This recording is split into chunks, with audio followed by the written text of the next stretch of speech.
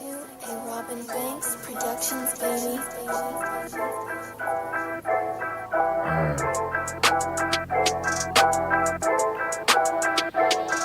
Yeah, it's the underground, it's the underground, it's the underground, it's the underground. You better pass, you better run, and that's your ass, boy, you done.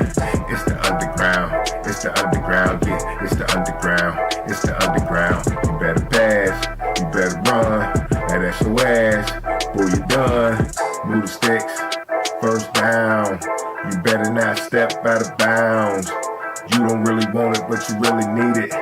It's the underground, man, we undefeated. Michael Jackson couldn't beat it, fourth down, couldn't reach it, man, your squad about to lose it. Go ahead and face the music, flip a coin, you still lost. Pay the cost to beat the bars, turn your motherfucking lights off. Yeah, CTE, these niggas can't see me. Got your head fucked up, got the gang locked up, and it's over for your ass. Fourth down, you better pass. You know what it is, you ain't gotta ask. It's the underground, it's the underground, it's the underground, yeah, it's the underground. You better pass, you better run, Okay. and that's your ass. When you're done, it's the underground, it's the underground, yeah, it's the underground, it's the underground. You better pass, you better run, and that's your ass. When you're done. Yeah. You know what it is, baby. Best sports show in your city, my city, every city. Hey, it's your boy Filthy Rich, the host of the Underground Sports Show, baby. Call in, we live all the time, man. 412-407-2744. Ow, talk your sports, talk your shit. Cause that's what we do around here, you know what I'm saying? Ow. Yeah. Welcome to the Underground Sports Show, baby. Ow, we live. We got some, all types of sports tonight, man. We got some NHL hockey, of course. We got some NBA basketball we got to talk about. And we ain't never forgetting about football around here, because you know what it is, man. It's your boy, Filthy Rich, the host of the Underground Sports Show. Yeah, tune in, baby. All right, baby, get in here. We live, you know what I'm saying? Like I said, got a lot for you, so we going to get straight into it. Stanley Cup Finals is finally finished tonight. And the Edmonton Oilers lose to the Florida Panthers 4-2. And it's a wrap, man. The Florida Panthers go back-to-back champions for the Stanley Cup, man. I mean, look, it was a very exciting series at first. I told y'all to watch it, man. Then it got ugly. It basically just, Florida just wore them down, man. Florida was the better team. Edmonton was tough, though, man. They had their chances. They just couldn't score. They just didn't have the skill level with Florida, man. If you just was watching it, you could see that. They tried to wear them down. They tried to play bully ball on them, and Florida wasn't having that shit, man. I told y'all after I seen Game 5, which was a pivotal game in any type of Game 7 series. We know that. Once they won that game in blowout fashion 5-2, I said it's over, man. They went up 3-2. They was going back home, too, to Florida, and, I just knew it was over, man. But it was a good watch, man. 4-2, it just got a little out of hand, man. It was really closer than it looked, okay? You know what I'm saying? And then we also got the NBA championship going on, too. And pretty much it's a copycat of what's going on in hockey. You know what I'm saying? Right now, 3-2. The better team is winning. Oklahoma City is up 3-2. And man, I mean, I just feel like Indiana blew their chances, man. Indiana had a good chance to win this series as the huge underdog. I mean, they were the underdog in every series they played in, all the way up to the championship, man. And I just keep hearing players, people saying on TV they just, play like a college team, but so does OKC. Even though they got their superstar, their MVP, the style of play and the way they depend on their bench and the way they, get the ball around to everybody, that's just the new NBA. That's the new NBA. And that's what the NBA's been trying to go to for years. They're picking up the world basketball game. Ever since the Eurostep and all that good stuff like that, ever since they softened up the game, no more, big fouls and all that, even though this series right here, man, I see a lot of fouls that ain't getting called against OKC. And the other way around too. A lot of ticky-tack calls getting called against Indiana. I hate to call, conspiracy. I ain't even going to go there, but, it just ain't looking good for the referees in this game, man. It's just me. That's just how I see it in the series. I'm sorry. I watched a lot of these games through and through, and usually I don't watch the whole NBA games, you know what I mean? But I was very interested in this championship game, especially after game one, once, Indiana got the upset. I said this was going to be a good one no matter who come out the winner. So I've been paying attention big time, and I don't like the refereeing in this game. Y'all let me know if the refereeing was, crappy or not, man, because I wasn't really feeling it. You know what I'm saying? It could be me. It could be me. Basketball ain't my number one sport. Never played organized basketball before. Always been a watcher, you know what I'm saying? I was a wrestler, so, you can't play organized basketball and wrestle in high school. It ain't going to happen. It's the same season. So you got to pick one or the other, right? So never played organized basketball, but I could hoop. I know what a foul looked like. You know what I'm saying? And it just, didn't like it. But what was foul in that game the other day was just how Halliburton didn't show up, man. What's up with that? Halliburton was supposed to be the hero for Indiana, and he just hasn't been himself all series, actually. In that performance the last night, no assists, all types of turnovers, 4 points, no field goals made. I think he was like 0 for 6. He claimed he was hurt, but he was out there the whole time, crossing people over, trying to make plays. He looked normal to me. I didn't hear he was hurt till the next morning. So, which was this morning. So, sound like big time excuse to me. That ain't really Halliburton's style. But they do get a chance to go back to Indiana for Game 6 and get their pride back. Because I feel like their heart got took a little bit last night, especially Halliburton. Didn't really see Siakam do what he was supposed to do either. Let me see, how many points did Siakam have? Let me check this out. Let's see, where's the score? Nah, that's Game 6. That's why it ain't showing me. Anyway, Game 6 is on Thursday night. Pacers, Pascal Siakam, 33, 28 points though. Yeah, he did his thing. So maybe I was fooled by that one. That was a sneaky 28 points. TJ McConnell was stepped up. Obi Toppin was stepping up. And like I said, it was basically just Halliburton, man. Coming out with 4 points. That ain't good enough, man. That ain't good enough. All types of turnovers. They don't show us turnovers here. Let me see. How many turnovers did the Pacers have? Because that's been really the real killer for them. 22 turnovers against 11 turnovers for the Thunder. Yeah, you're going to lose a lot of basketball games like that. You get up there in the 20s in turnovers, that's bad. Fouls are even, though. So maybe it was just a mirage what I was looking at. 25 fouls for the Pacers and 24 for Oklahoma City. So that was even, but I don't know. Maybe it was just in the crucial moments that I felt like fouls didn't get called properly. Okay? So that's just how I felt. All right, we're going to move on to the show. We're going to keep it basketball, though, but we're going to hang with the women for a minute, man, because I told y'all, man, I've been covering this WNBA thing because, hey, Caitlin Clark got the shit lit. Everybody needs to stop fronting. Like, Caitlin Clark don't got basketball lit. You know what I'm saying? And she really do. At least the WNBA. You know what I'm saying? So she took an injury. Not took an injury, but had an injury the other day and last week, and she just made her comeback the other night.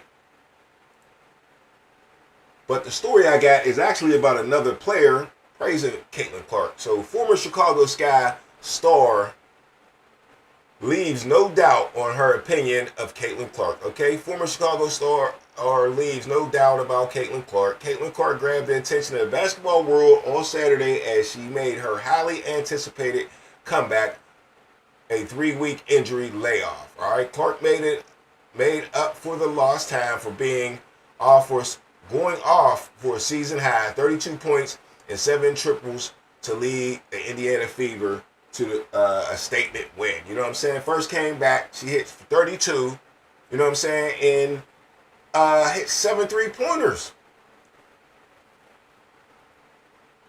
7 threes, man. Now we all know Caitlin Clark, that's what she do, but I mean, it's just still impressive to see the young lady going off like that. Okay, they beat New York Liberty, the defending champs, 102-88.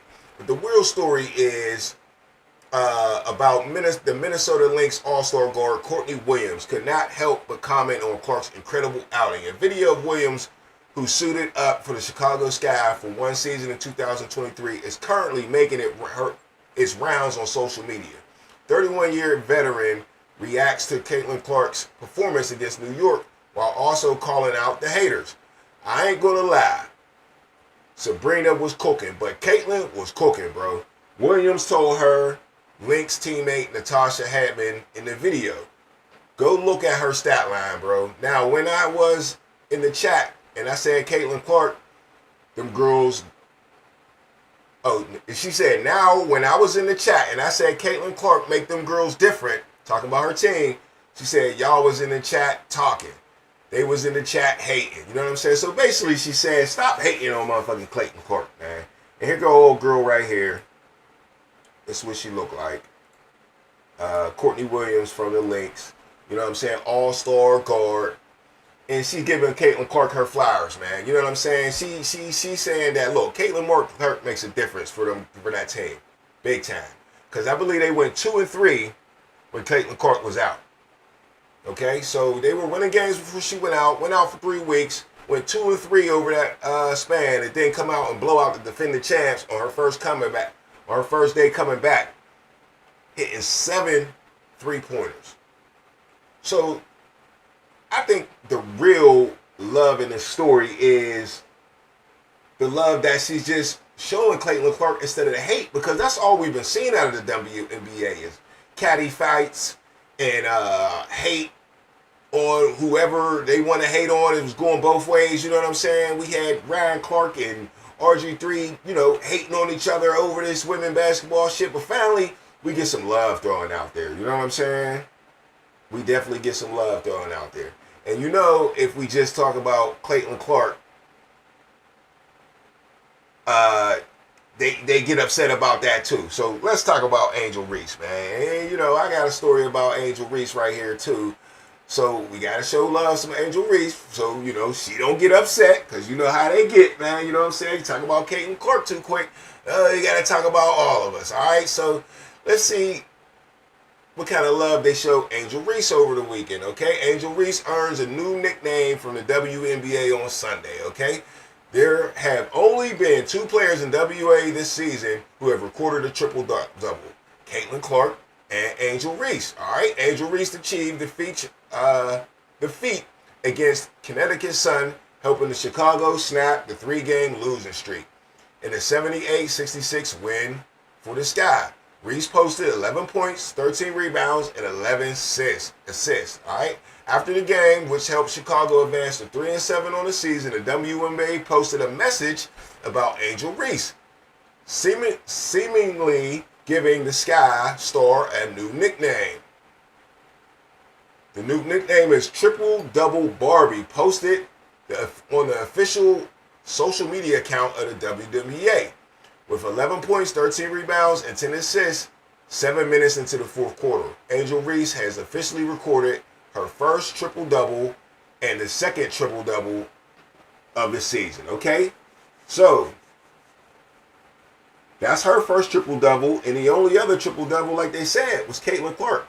So, you know, shout out to the triple-double Barbie, which the WNBA is calling her at this point, you know what I'm saying? Because, you know, that's her little nickname, what's her other nickname? Something Barbie, the Bayou Barbie, that's what they call her. You know what I mean? And I think they call her Chi-Town Barbie since she's been playing for Chicago. So, hey, man, I'm just happy to spread some love out of the WNBA, man. Every time I talk about the NBA, it's some controversy or some, you know, a fight or something like that, something catty. And I'm just glad, you know, the the WNBA is coming in. You gotta give her hers, you know what I'm saying? You gotta give her hers. right, let me check to see if I'm reconnected before I move on real quick. You know what I go to? My bad.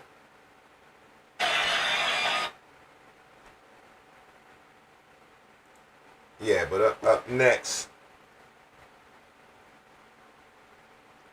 Up next, let's slide off into some football, man. Let's get to the nitty gritty here. Once again, we live. Hit me up, 412-407-2744, or join the chat, man, and talk your sports, talk your shit. We are reconnected, and that's what's up. And I'm about to share something with y'all real quick. Drop something in the chat real quick. Okay, make sure that's running, but I'll put that up there to make sure. We're going to get to that later, but I had to drop that in the chat. Drop another link in the chat real quick so y'all can check that out too. I'm going to be talking about this here in a minute. I got to start doing this a little more.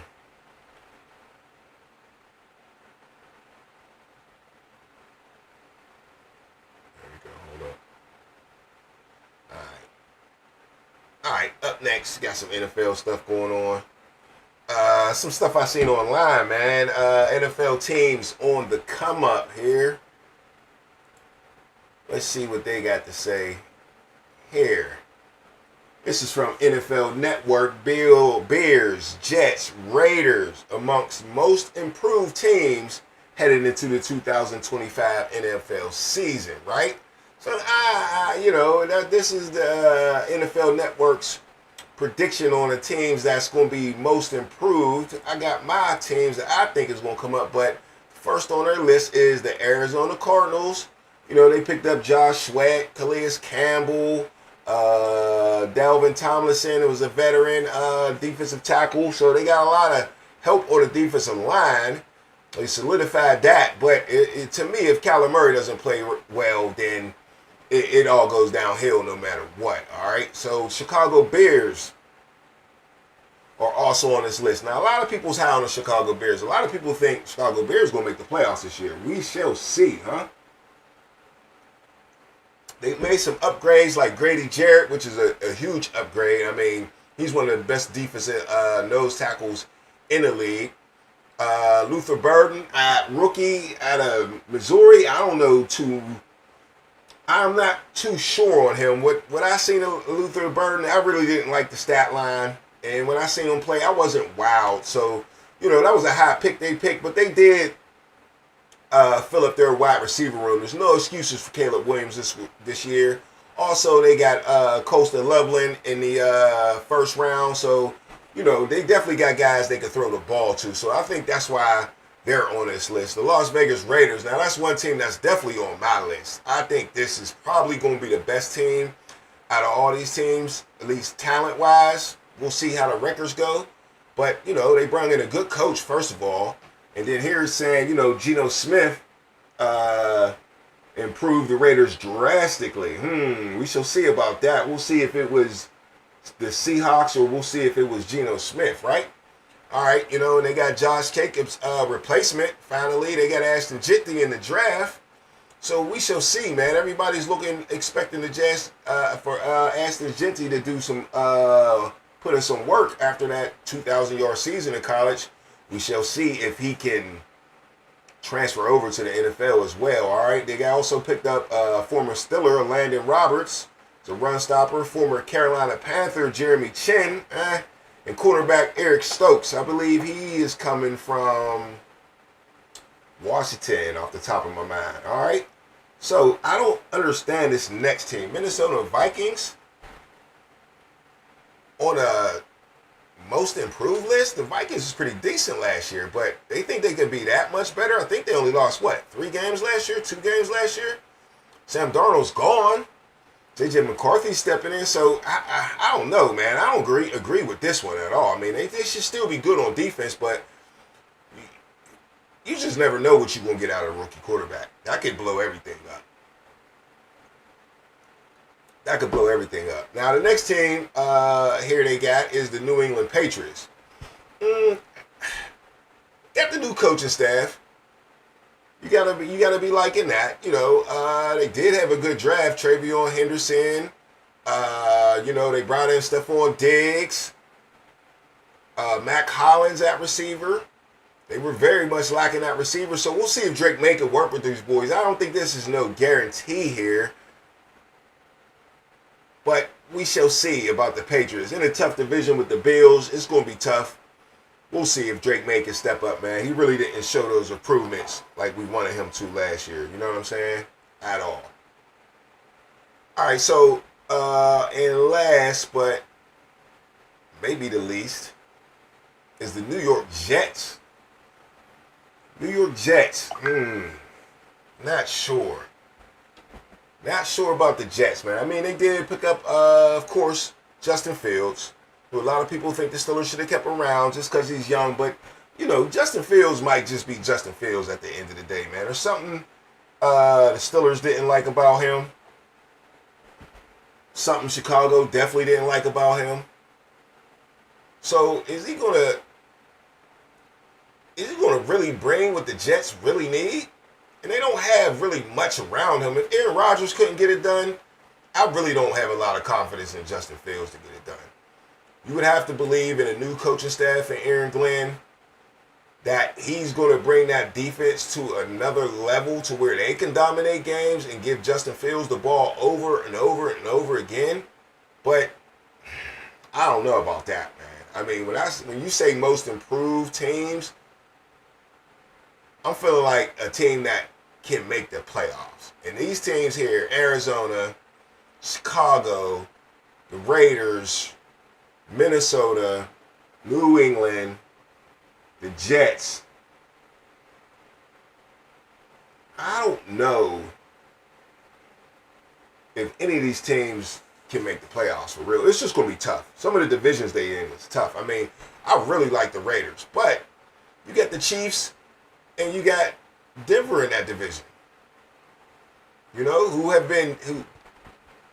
their teams have gelled together already. They know what they are. They don't have to find an identity or anything like that. So as much as I like the Raiders, as much as I like what they put together, they would be definitely a surprise team, but it's just going to be tough for them.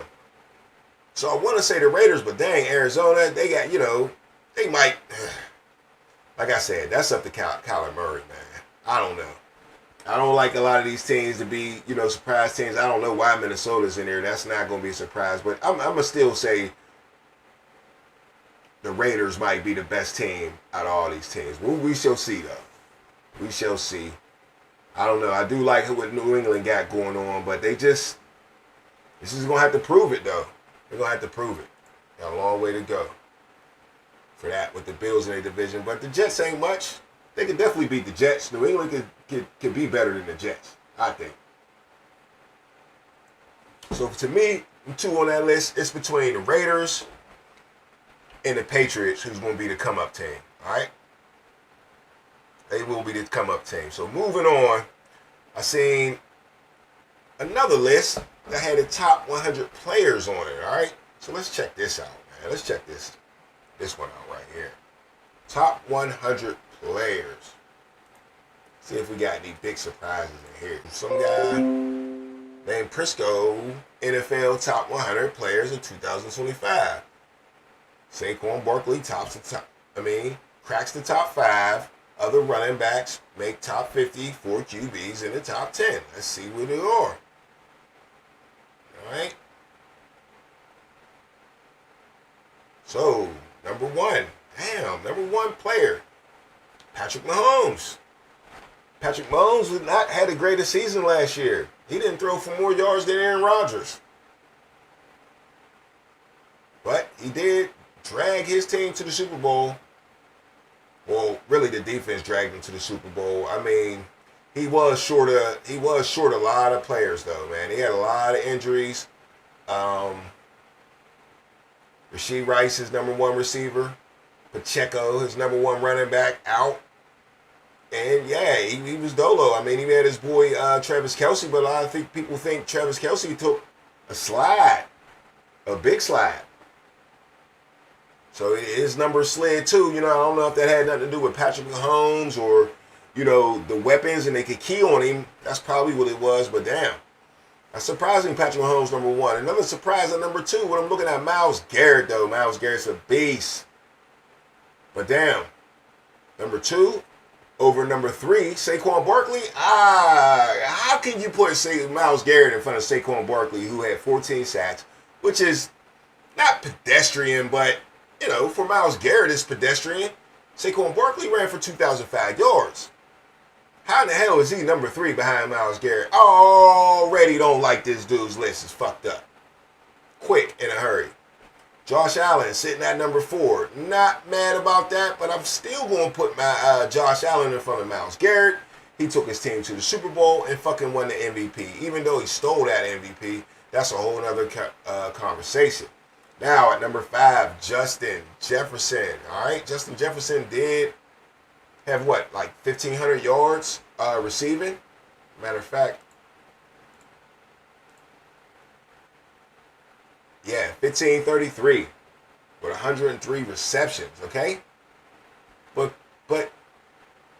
where's Ja'Marr Chase? Where is Ja'Marr Chase, dog?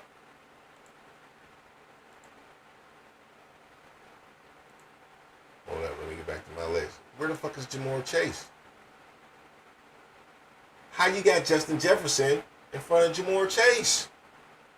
When Ja'Marr Chase had 1,700 yards compared to 1,500 yards and 25 more catches. 7 more touchdowns. He had 17 touchdowns last year. How the fuck is Ja'Marr Chase not the number 1 receiver on this list? Goddamn, we can't even get to number 5 without this dude fucking up his goddamn list. How did these dudes get these fucking jobs, bruh? I mean, I know it ain't all about the stats, and I ain't even no super big stat dude, but come the fuck on. How in the hell is that even possible? For Justin Jefferson, after the season Ja'Marr Chase had last year, to not to be over Justin Jefferson. That's ludicrous to me. All right, number 6, Lamar Jackson. Still more disrespect for Ja'Marr Chase. Not that Lamar ain't the man, but damn, dog, like, he ain't even right behind Justin Jefferson. Lamar Jackson, who probably got robbed for the MVP. You know what I'm saying? They couldn't give it to my man back to back. So he's sitting there. Joe Burrow, man, is that sitting at number 7. And finally, Ja'Marr Chase sitting at number 8. I would flip-flop them right away. They always give love to the quarterbacks, but come on, man. He had Ja'Marr Chase. Your number's going to get inflated a little bit when you got to do that. But I ain't trying to knock my boy Joe Burrow. He definitely dragged that team to where they almost made it to the playoffs and threw for 5,000 yards. And you don't really see that too much more. So I ain't too mad at this guy for having him at 7. I'm just mad at not having Ja'Marr Chase in front of him. You know what I'm saying? But 4,918 yards, you ain't seen that since, the Manning days, Drew Brees days, Tom Brady when he was elite. You ain't seen that. All right, number 9, Patrick Surtain. I think that's our second defender in the top 10. PS2 was definitely the man last year.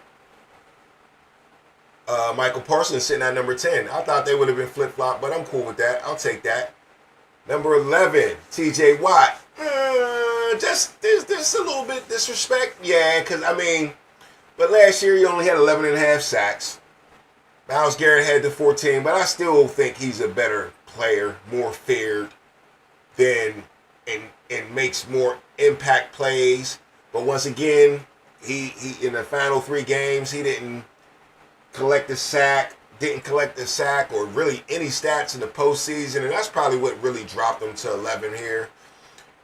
But I don't even think if it wasn't for that, he would have moved all the way up to number 2 like Myles Garrett is. That's just crazy. Myles Garrett's a freak of nature, though, but come on, dog. Like, nah. Number 12, Lane Johnson, that offensive line, man. Number 13, for the Philadelphia Eagles, Jordan Mailata, another man on the offensive line. And that just goes to show you why the Eagles are so good right there. Number 12 and 13, there are 2 offensive tackles or the top 15 players in the league. And I agree with this one. You got to get some linemen up in there quick because you ain't doing shit without a good O-line. The Eagles will probably dominate and definitely got a chance to go back to the Super Bowl again because of that offensive line. They lost Kelsey and got better. Everybody thought the tush push was going to disappear because Kelsey left, and they got better. It got so good they wanted to ban this shit around the league and almost got votes. So yeah, let me keep going. I ain't going to go through this whole 100, I don't think, or I might be speeded up a little bit. Derrick Henry sitting at 14.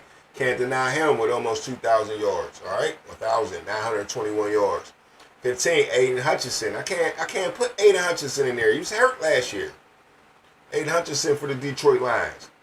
Now, if you want to follow me and see the list I'm looking at, I'll put it right there in the chat. So check the live chat, and you can go straight to this top 100 list and see it for yourself.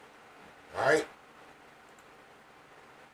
So back to it here. At number 16, Creed Humphrey, the center who was drafted by Kansas City maybe, 3 years ago. He's been a beast since day one. Like I said, you can't do it without the O-line. You get you a good center to go with a great quarterback. You're pretty much going to be good for a long time with that type of combo. Okay? We've seen it with my Steelers for years, DeMarty Dawson and Mike Webster, Pouncey. Yeah, man, and, you get that center and you get that quarterback matched up, a lot of things get controlled at the offensive line before the snap, and it usually adds up to success when you got the two good dudes there. All right, number 17, Jalen Carter. Definitely deserve all the props there at number 17. I'm not mad at that. 18, Chris Jones, though. A little controversy right there, but hey, one of those guys won the Super Bowl. The other one lost the Super Bowl, so hey, I can't be mad here. Fred Warner sitting at 19. I like the respect to the middle linebacker, man. Middle linebackers get no respect in pro football. None. Fred Warner's the only one they talk about. And, hey, middle linebacker is a hard, tough position to play. Tough position to play. And you can't win without a good middle linebacker, man. You see what Bowen did. I'm ready to see him on this list. He got to be in the top 100 for the Eagles. If he didn't come out there and step up like that, they wouldn't have been the same. So, middle linebackers don't get no credit. I guarantee there might be, in this whole 100, I'm going to go through the 100 now because I want to see if there's at least two more middle linebackers. It's going to be disrespectful if there ain't at least 100, maybe a couple other dudes, but at least two more, all right? Tristan Wirfs, offensive tackle for the Tampa Bay Buccaneers. They made the playoffs last year. He's been around for a while protecting Baker Mayfield, who had a great season. Not mad at that. Penei Sewell, another offensive tackle. I'm liking this offensive line representation in the top. We got 1, 2, 4, 3, 4 offensive linemen. Yeah, you can't refuse that. You can't keep them out. In the top 21, shit, Penei Sewell's at 21. Number 22, Brock Bowers. Much respect to my man. In the top 25 and all players in the league, that's what's up, man. You ain't heard Travis Kelce's name yet. And you already hear Brock Bowers' name at 22. That's a lot of respect. But I told y'all what this man did. A lot of respect, but I told y'all what this man did.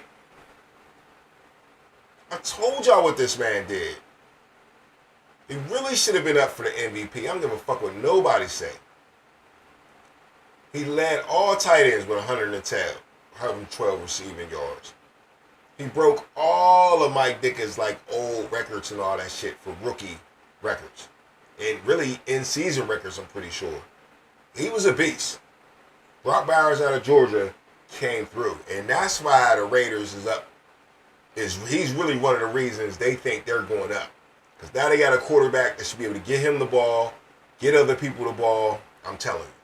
Number 23, Derek Stingley, the second cornerback on the list. I like that. Right up next, number 24, Sauce Gardner, huh? Back-to-back corners. George Kittle sitting at 25. Great tight end. Can't deny that. Trey Hendrickson, who's waiting on a contract right now. I don't know why Cincinnati won't pay this man, but he's sitting at 26. I might flip him with this next guy and put him above him, though, CeeDee Lamb. Hey, ain't too many wide receivers been on here. Who has it been? It was Justin Jefferson, Jamar Chase, and looks like he got CeeDee Lamb is the third best wide receiver in the league. And I don't know if I want to argue that. Let's see what the stats say. You know, hey, I don't know. But yeah, CeeDee Lamb was down there, though, 1,194 yards and didn't have a lot of help. We'll see what he do with George Pickens, though. You skip in Amon-Ra St. Brown, though, you know what I mean? And a couple other young dudes, for real, who stepped up. So I don't think they want to throw him in front of CeeDee Lamb because of his consistency. But these young boys is doing their thing. Like a Malik Neighbors, Drake London, and a Brian Thomas. Yeah, we'll see if they can have the same impact again. Make sure they don't go through no sophomore slump or nothing like that. But let's see. Let's move on. Max Crosby at 28. Dexter Lawrence at 29. Tyreek Hill at 30. A.J. Brown at 31. I might flip-flop them for sure. Jahmyr Gibbs at 32. Might have to raise him up a little higher than that. Jaden Daniels, 33. That's big respect. Coming off a rookie season, we will see. Trent Williams at 34. Still a baller. Nick Bosa at 35. Kyle Hamilton, 36. Cam Hayward, much respect, at 37 with his old ass. I ain't mad, though. Cam Hayward's a fucking baller. Cam Hayward's a fucking beast. 35 years old, and he's ranked number 37 in the league, players in the league. I ain't mad at that. All right, 38, Rashawn Slater. Number 39, Bijan Robinson. Here we go, Zach Bond at linebacker. Number 40. Hey, call into the show, talk your sports, talk your shit. Hey, 41 is Christian McCaffrey. They still showing him some love. 42, Trey McBride. 43, Chris Lindstrom. Brian Thomas at 44. There you go, much respect. Right after him, you got 40 at 45, you got Malik Neighbors, and that's about right. Brian Thomas Jr. had the better stats last year. Let's see what the difference was. Brian Thomas Jr. came in third for receiving yards at 1282. Malik Neighbors came in seventh for 1204. Not a huge gap, though. But yeah, they got that about right. By inches. You know, football's a game of inches, so yeah. You knocked him off by some inches. All right, Trent McDuffie, Kansas City cornerback. Daniel Hunter. Number 48, Quentin Williams. Nice. Justin Herbert at 49. I'm surprised he's that high. Jonathan Taylor, I would have put him over him. At 50, they love him some Justin Herbert, though. They always going to overrank him for whatever reason. He got talent, though. Oh, see, look at this.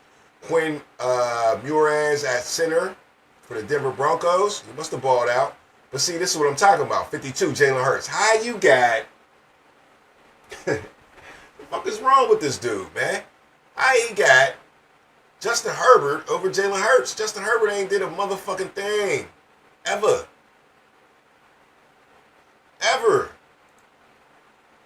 So I don't get that, man. I don't get that. Dropping frames again. God damn. I gotta figure this internet thing out. I gotta probably move it around in my house or something like that, because the last 3 shows I've been dropping frames and it's getting on my motherfucking nerves. All right, let's go. Tyler Linderbaum at 53. Jared Verse, a rookie, at 54. Can't be mad at that. Joe Tooney, guard for the Chicago Bears now, was with Kansas City. He's at 55. Will Anderson at 56. Baker Mayfield, 57. Monse Brown, way down at 58. Surprised at that. All right, so I'm going to just go with some big names after this, man. I'm going to keep it going.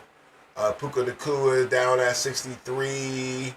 Josh Jacobs up 66. Nico Collins way down at 67. He was hurt last year, but I ain't mad at that. 68, Marlon Humphreys. Quentin Mitchell at 69. He was a rookie last year.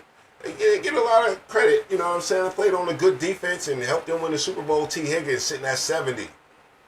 Jalen Johnson, cornerback for the Bears. I like him too, sitting at 71. Landon Dickerson, offensive guard for Philly. They got 3 people in the top 100 all off their offensive line, bro. That's crazy. Sitting at 72, he is. Jesse Bates, the third. Safety at 73. Garrett Bowles, Trey Smith, 75. Josh Hines Allen, defensive end for the Jacksonville Jaguars at 76. Jared Goff sitting way back at 77. Jeffrey Simmons, 78. Jair Alexander, who's a free agent, man, might get picked up by a few good teams, man. He's looking to go win a Super Bowl at 79. Quentin Nelson, offensive guard, at 80. Terry McLaurin, way too fucking low. I know he's feel disrespected. And up next is Mike Evans at 82. Man, he's getting older too, but I ain't mad at that. Offensive guard for Green Bay, Zach Tom at 83. Devin Witherspoon at 84. Cooper DeJean at 85. God damn. Okay, Cooper DeJean. Sam Laporta, yeah, that's a lot of respect. I don't know if I agree with it, but Sam Laporta, tight end, beast mode, 86. Raekwon Smith, I'm glad he made it. Like I said, Bobby Wagner, okay, middle linebacker, old head, made the list. He's giving my linebacker some respect. So Antoine Winfield Jr. at 89.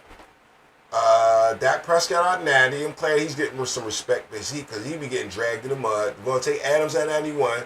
Jordan Love at 92. Ladd McConkey, who deserves it, at 93. Bucky Irvin, who does a sting for Tampa Bay, at 94. Derwin James at 95. He probably should be high. I could probably find a place higher for him. They finally squeezed my man Travis Kelce in there at 96. Dion Dawkins at 97. Offensive tackle for the Buffalo Bills. Tyler Smith for the Dallas Cowboys at 98. Jalen Ramsey hanging up in there at 99, who's also free agent, looking for a team. Well, not a free agent. He's looking for a trade.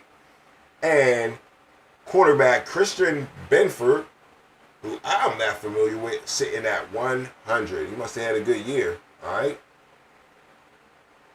So this is CBS Sports once again, and his name was Perino. This is his list, and I just thought it was interesting, man. Like I said, he screwed it up at first, man. He screwed up the top five. They got Patrick Mahomes, Myles Garrett, Saquon Barkley, Josh Allen, and Justin Jefferson.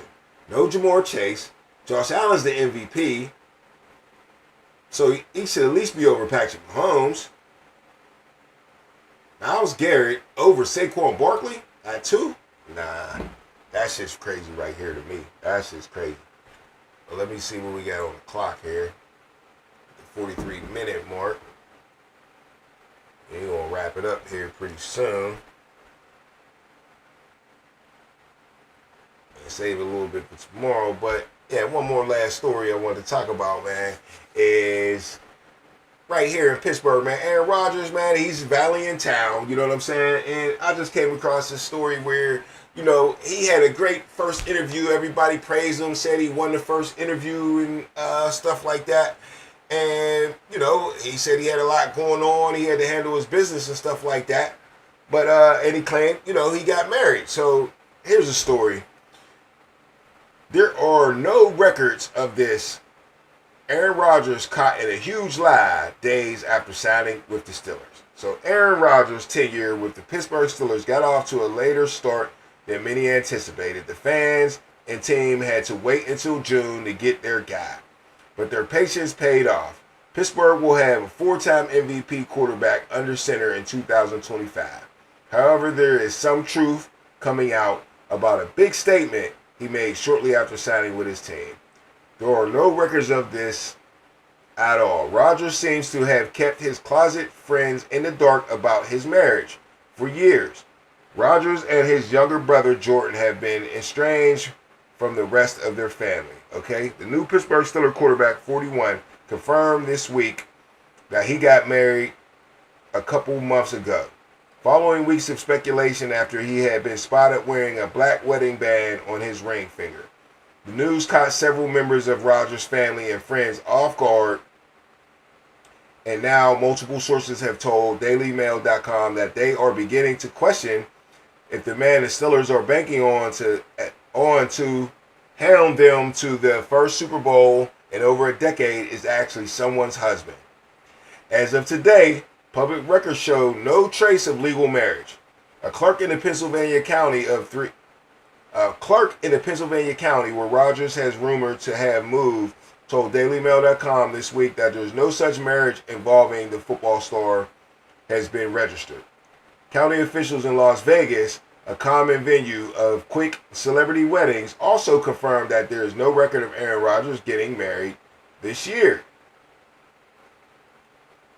What's more, not even in his closet relatives seem to know anything about the mysterious woman he now calls his wife, known all as Brittany, though given his well-documented fractured relationship with his family, that may not be surprising.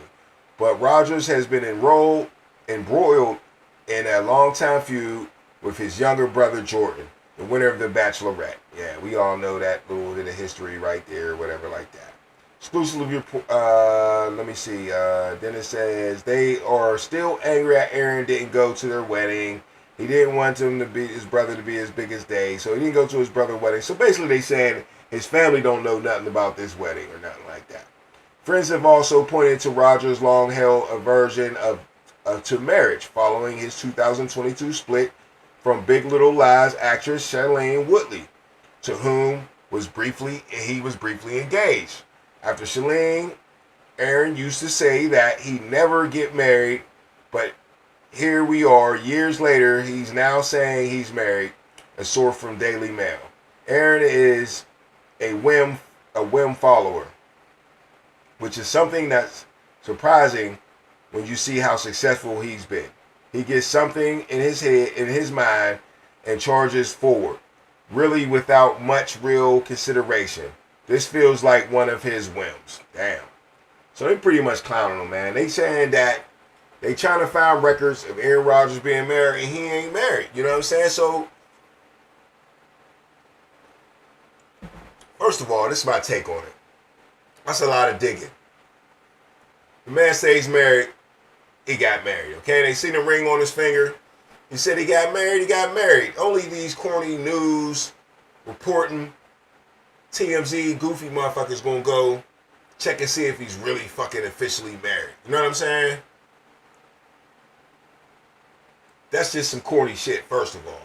Number two, he said he never get married, and hey, I ain't gonna lie, I'm one of them cats that say the same thing. You know what I'm saying? Not that I ain't gonna never love nobody with all of my heart, but at the same time, marriage, it ain't nothing but a government contract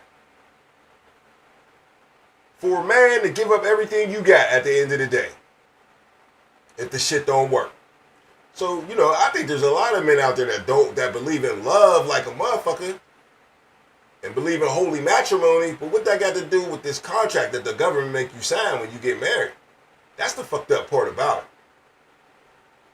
So maybe, you know, I guess you could sign a prenup or whatever like that, but look, if it's girls with just the love and accepting the ring and I wear a ring and real love, I mean, you think government wasn't always around to marry people?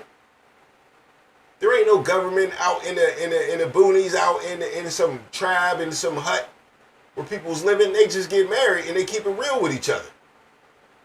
You don't need no government contract to tell you how to love somebody. So, you know, to me, like I said, story's corny as hell that it even came out. But I thought it was wild. I just wanted to give y'all my take on that. You know what I'm saying? Aaron Rodgers seemed like the type of guy that would think like me on that level that, look, man, I love you, but, you know, we don't be needing to be signing no contract, baby. And if you love me, then you'll be right here with me. Let me find out if you really love me. You know what I'm saying? Because we all seen Travis Hunter, right? Everybody's mad at him for jumping the gun and going to go marry his girl right away. You know what I'm saying? After you get all this money. So you can't have it both ways. You can't be mad at Aaron Rodgers for, you know, saying I'm married without the legal part. Because the legal part is the bullshit about marriage. Because I'm telling you right now, man, marriage ain't shit in America, bruh. Marriage ain't shit in America. The divorce rate remains to be 40 to 50% for first marriages in America. 50%. So you it's a coin flip, bro. You got 50% chance of not making it. That's what the stats show. Now, 50% of the people's first marriage, they don't make it. I really don't understand them people that be getting married 2 or 3 motherfucking times. That shit's nutty. You just must love that shit. Or you must be picking the best motherfucking women in the world that don't get out on you or something like that. Cause, woo, it's a lust shot right there. If a woman treats you right after marrying her, you know what I'm saying? Cause we see a lot of horror stories, man.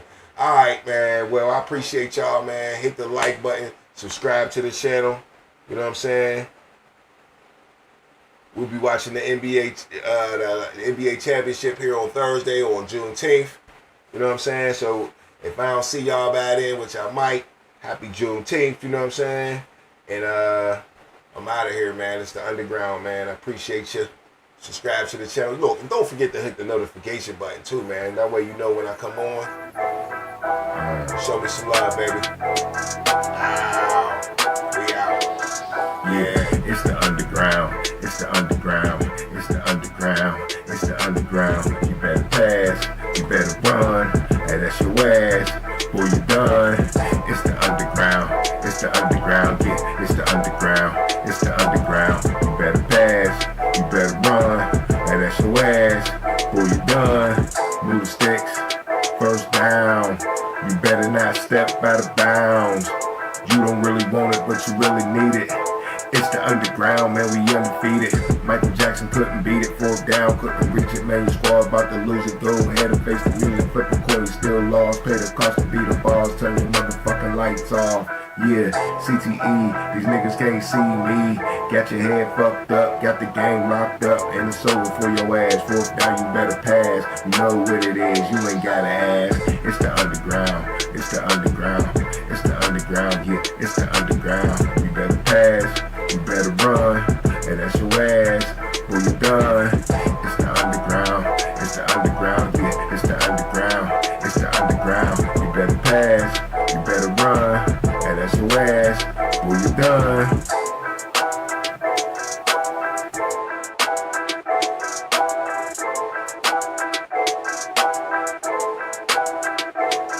Yeah.